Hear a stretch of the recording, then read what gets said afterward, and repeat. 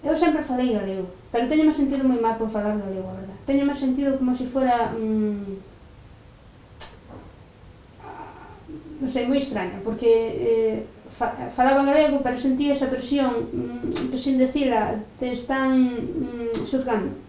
Sí, teño-me sentido moi mal falando galego, pero ainda así falaba porque, xa che digo, se en algún momento pensara en falar castelán, como para sentirme ben, tamén vía que eu, con ese acento que tiña, pois eu non me quedaba outra que falar galego e falaba galego. E afortunadamente, pois eso, salvoume de pasarme o castelán. Bueno, non teria pasado, sería momentáneo, pero vamos, xa con eso, quedoume moi claro que non. E despois sí que sentía rabia por esa risa, non? Cando tuve así máis conciencia do tema do galego, sí que sentí moitísima rabia de que se riran dese acento, non? Que era o acento que era aquí.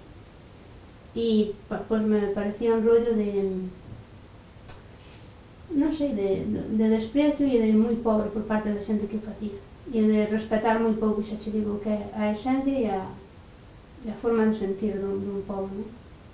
Entón, cando empecé a experimentar todo eso, pois sí que sentí moita rabia e, desde logo, vamos, que ainda que teño sentido esa presión, sentíame tamén como, eso, moi digna, non? E decía, pois nunca me van a apear desto. Eu tamén sei que tuve bastante machaque co tema da retranca no galego, e tamén tardei moitos anos en ver que eso era algo moi positivo. A mí dicíame que era moi retorcido por utilizar a retranca.